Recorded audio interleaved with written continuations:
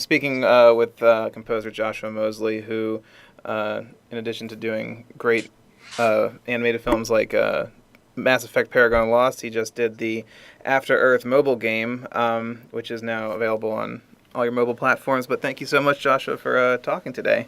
Hey, thank you for having me. So I know we talked before, but I was wondering if you could kind of go into detail and talk about what music means to you personally, and Sure. how did you end up on the composing path? Yeah, I mean, I basically I grew up with music. My mom's a jazz vocalist and teacher. Just actually recorded her on a jazz album she's working on. Oh, My grandfather was a professional bassist, and he played with the likes of Tony Bennett, Louis Armstrong, Peggy Lee. Also, my two younger brothers are also musicians, songwriters, performers. I'm actually working with my brother Taylor on a project right now. That's pretty exciting. And my other brother George's working on some songwriting projects as well. oh, really cool. Yeah. Um, so now you did the After Earth mobile game. I just finished the score to After Earth, the mobile game. It's an endless runner based on the movie starring Jaden Smith and Will Smith, in which players run, glide, fight, and free fall, and try to survive in a harsh, futuristic environment. It's pretty exciting. I've talked to a lot of composers who work on these, and it's such a big business. These game tie-ins and the whole video game tie-in, like to film, always fascinates me. So when does development on the video game start? When the movie's getting made. So when do you get involved in the Right. whole process? Um, I mean, I honestly probably couldn't speak to that exactly, but I'm sure maybe it could be early on in the process of film production Hmm. or midway through. I came on to the project after there had already been some level design and programming and whatnot, so I got to see some of the early levels, and yeah, so I got in probably towards the last third of the game development. And are there any technical limitations working on a mobile game versus a console game? Not really. The only technical limitation now is how much content you can fit in there, Hmm. audio content. On a console, your music, your in-game music can be longer as far as like, I guess, like for After Earth, I had, 50 seconds to do a loop, and we had some layering going on there. But, with the console, you have you can make it longer and you can do multiple more interactive stuff Right, right. that but that doesn't mean you lose quality in the production or have a lesser quality score with the mobile title. Hmm. For After Earth, I actually recorded some live percussion and wind elements, and I just approached this like I would any other score. Oh, cool. And so, what was the goal for the game musically? Did you want to make it feel part of the film's universe? Did you look at like production of Absolutely. shots Yeah. of the film, or did you want to create your own thing?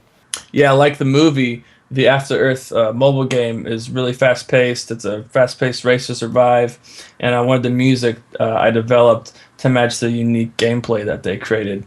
As players, you run, you glide, you fight opponents. There's free fall, and the typical changes with those. And I did want to make sure it felt like it, lived in the universe musically.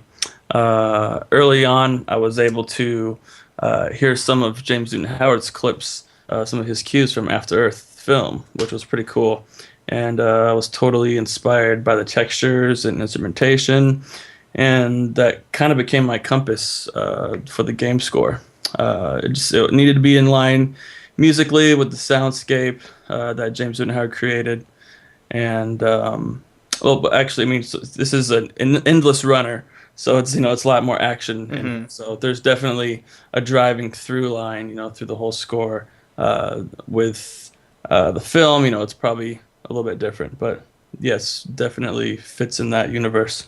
Well, that's interesting because I've talked to other composers and they say that they've never that when they're working on their games, they don't even get to hear what the composer is doing on the film version. So they kind of have to Right. go off completely blind and just kind of make it their Exactly. own. So that's Yeah, I really was totally fortunate to have that, and it was pretty cool to hear what he was doing. hmm It's some amazing stuff, as always. Is it fun to compare at the end when you see his final product and your final product?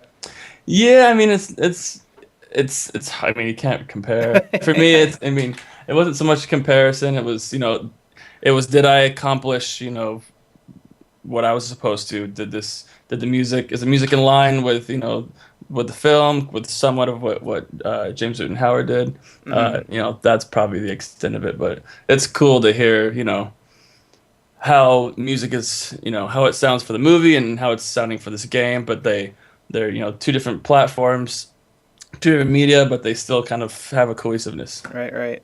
Yeah, And so now mobile games are, they're played on the go, usually through headphones outside of the home. sure. Does that affect your approach when you write? Do you try to anticipate the gamer's environment and where he or she could be playing in? Not at all. The specific, the device and stuff doesn't affect how I write as far as, sound wise. I'm sure you're saying like, because you're not hearing low ends and whatnot and on mobile speakers. I still approach it, like I would, a console title or Hmm. a film or anything else. There's a huge trend migration towards mobile development right now, and but the technical limits of this device of mobile devices don't really affect my creative process and the quality of the score I'm creating. And I write to give the user the best experience possible, right, right. not to make sure maybe they're not hearing this low hit on on their headphones. Yeah. And more people are playing games on wireless devices these days, and as the idea of portable gaming kind of grows and technology gets better, do you anticipate?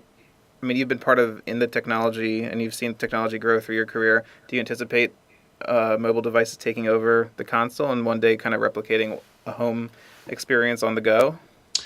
Maybe like I said before, yeah, there's a huge definitely migration towards development and people buying and playing mobile games.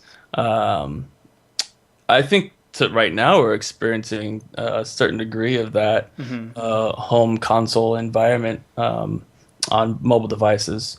The graphic quality that we're able to experience and the audio.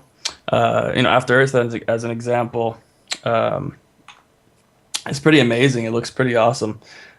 We used to only be able to play those type of games on consoles at home, Right. Yeah. and now we're can enjoy them on the go and sitting waiting for in the doctor's office or wherever we're at, somewhere to kill time. And it's not just a boring game. It's a really cool immersive experience, and it's cool how far audio has advanced, Absolutely. Yeah. leaps and bounds really in the last 10 years. And now E3 is actually going on right now, so they're going to be unveiling all the new next Yes. generation stuff. Yes, I'll be there the 11th or the 12th and 13th, Wednesday and Thursday. So I'm Oh wow, excited. very cool. See some PS4 and Xbox One. Yeah. So I mean, you're in the game world. I mean, you did games, hit games like Explosion Man, like really fun things. And so, Hmm. do composers need to be up to date and in the know when it comes to advancing technology? Are you into that, or do you just focus on music technology, and that's all you need to really worry about? So you mean as like consoles and whatnot? Yeah, Like like it's just the growing technological sure, trends and all that. Even totally. in films and stuff too, with new cameras and new sound systems and all that. Are you Right. up to date with all that? Absolutely. It's definitely a must to be. Mm-hmm. You know, for example, writing a game score, you need to know what the parameters are of the device, whether it's a mobile or if it's a PS4, so you can kind of plan accordingly. Not as far as quality wise, but how much can you do with it? Right. How much content can you fit in, which varies by device for sure. Um, but all production really relies heavily on technology. Technology propels and advances how we produce films, games, all media, including how we get the media. It's Yeah. the distribution of all the content. It's definitely changed a lot. But it's definitely, to go back to answer your question, it's yeah, totally important to be up on how things are being, how music's being implemented and, what you can do with stuff as far as gaming goes, with film, what you can just quality level, basically. When you're working with film, it's pretty much the same. It's you're just your parameters more or less dealing with dialogue and how can music move around dialogue and Hmm. hitting your cue points and stuff. But it's that comes down to like the recording quality and the sonic quality of the score for how technology advances audio and film. Right, right. And just another question, kind of how you approach, because with a video game, what do you look for in a video game to really get your creative juices flowing? Like, I mean, on a film, you kind of have characters, the plot, and everything, Sure.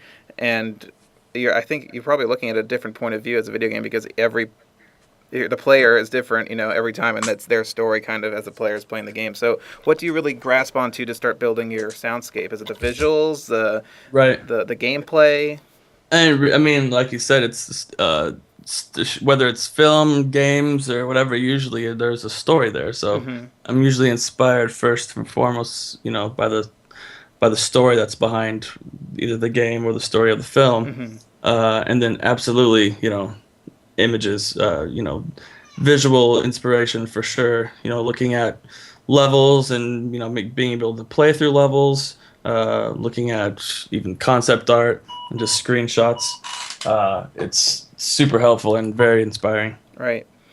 Well, that's really cool. I mean, I always think it's a challenge. I mean, I'm not a composer, but just looking at the logistics of a video game, I feel like it's so much more complicated than a film. So, Right. Yeah. I mean, they each have their own thing. I've done both for a while. yeah, So yeah. it's fun to kind of put yourself in a different headspace on how you're approaching things musically, Mm-hmm. compositionally. Well, to wrap up, last time we talked, I asked you if you could score any film ever made with no disrespect to the original composer. That's right. Which film would you choose? You said any Chris Nolan film. It was kind of broad, so I want to try to get you Yeah. to focus down. Could you give me one film that you would just absolutely love? I mean, yeah, it was such a it's a tough question to answer.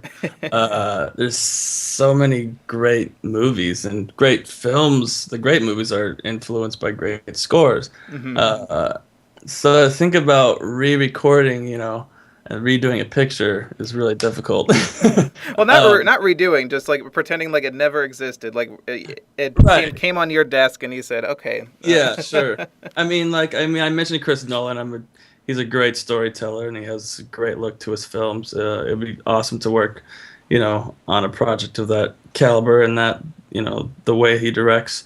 Uh, you know, but then I would love to score Jurassic Park, and then I'd like to work on a bunch of different ones, but it's just hard to think Jurassic Park without John Williams. It's Absolutely, yeah. but yeah, I know it's still kind of a not a clear answer for you there. Well, maybe to twist a little bit. Do you have a particularly favorite genre that you love scoring? Do you prefer comedies, drama, action, something that really speaks to you? There you go. Yeah, definitely.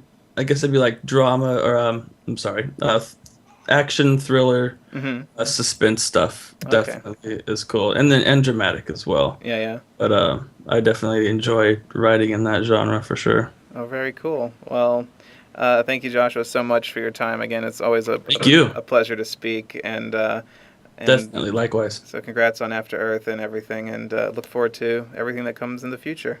Thanks, man. Appreciate it. We'll be talking soon.